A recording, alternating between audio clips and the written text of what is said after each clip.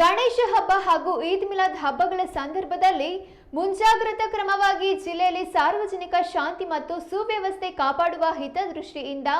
ಶಿವಮೊಗ್ಗ ನಗರ ಹಾಗೂ ಜಿಲ್ಲಾ ವ್ಯಾಪ್ತಿಯಲ್ಲಿ ದಿನಾಂಕ 27/8/2025 ರಿಂದ